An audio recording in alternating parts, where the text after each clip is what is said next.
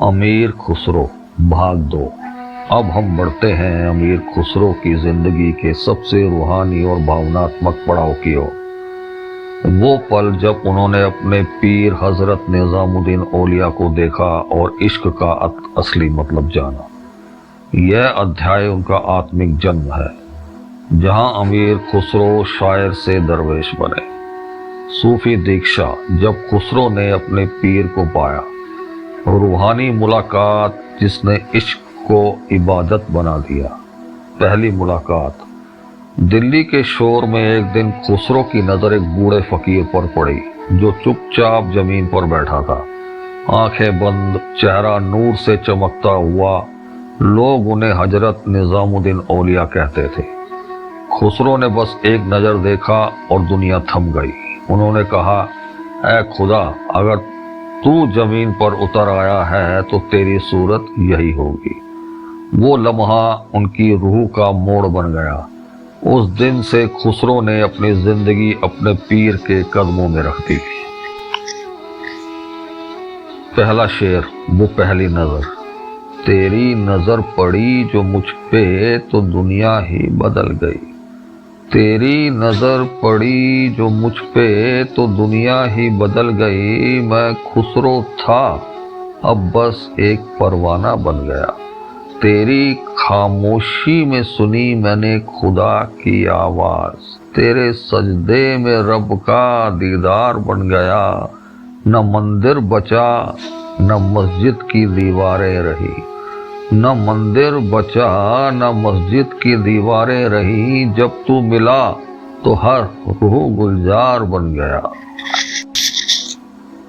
خسرو اور اولیاء، روح کا رشتہ۔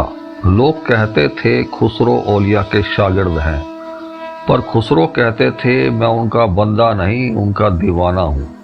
وہ درگاہ پر گھنٹوں بیٹھتے، کبھی چپ چاپ ریت سے کھیلتے، کبھی آنسوؤں سے مٹی بھگاتے۔ اولیاء کہتے، خسرو تو ہماری آنکھوں کا نور ہے۔ خسرو جواب دیتے، حضور آپ تو میری روح کے سورج ہیں۔ دوسرا شعر، دل کا سجدہ۔ سجدہ کیا تو زمین نے کہا، سجدہ کیا تو زمین نے کہا تو خدا کے قریب ہے، پر دل نے کہا نہیں تو اولیاء کے نزدیک ہے۔ تیرے نام کی مٹی بھی جنت بن جائے، تیرے قدموں کی خاک میں جو سر جھکائے وہی نصیب ہے۔ خسرو کہے میں خدا کو نہیں دیکھا، خسرو کہے میں نے خدا کو نہیں دیکھا، پر تیرے چہرے میں اس کا نور عجیب ہے۔ قصہ چھاپ تلک کی رچنا۔ ایک دن خسرو درگاہ میں تھے۔ اولیاء نے مسکرا کر ان سے کہا، خسرو آج تو کچھ گا۔ خسرو کی آنکھوں سے آنسو گر پڑے اور ان کے ہونٹوں سے نکلے الفاظ، چھاپ تلک سب چھینی رے مجھ سے نینا ملائے کے۔ اس دن پوری محفل جھوم اٹھی۔ کہتے ہیں وہ رچنا صرف گیت نہیں، ایک روح کی پکار تھی جس نے خدا اور انسان کو ملا دیا۔ تیسرا شعر، چھاپ تلک کی روح۔ چھاپ تلک سب چھینی رے منہ سے نینا ملائے کے۔ چھاپ تلک سب چھینی رے منہ سے نینا ملائے کے، لاج موری لے لی رے سیاں جھک کے مسکائے کے۔ میں نے دیکھا جو دیدار تیرا تو ہوش کھو بیٹھے۔ میں نے دیکھا جو دیدار تیرا تو ہوش کھو بیٹھے، تو نے عشق سکھایا مجھے درد کو سجائے کے۔ خسرو کہے اب میں کون ہوں بس تیرا رنگ ہوں۔ خسرو کہے اب میں کون ہوں بس تیرا رنگ ہوں، جو رنگ تو نے دیا نظام وہ کبھی نہ جائے کے۔ قصہ درگاہ کا دیوانہ۔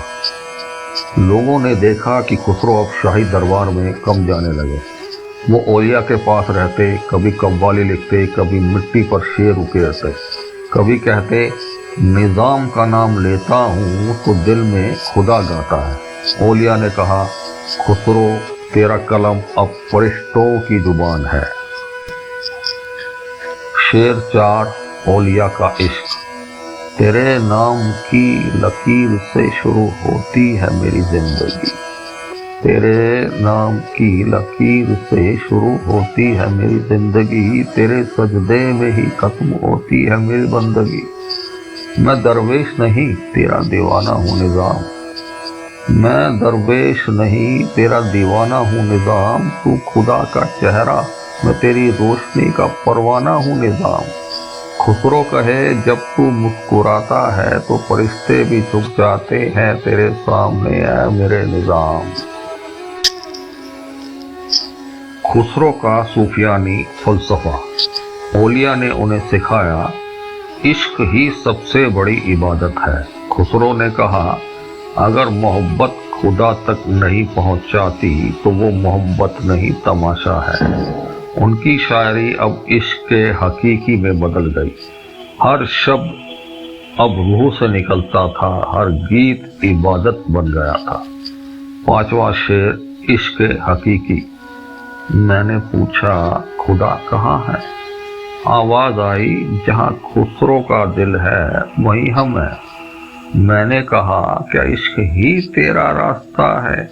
उसने कहा, हाँ, जो मुझसे मिले बिना मुझसे प्यार करे वही हम हैं।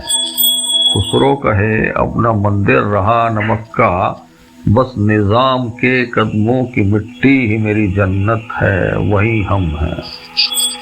समापन, एक आत्मा का पुनर्जन्म। उस दिन से अमीर खुसरो के लिए दुनिया बदल गई।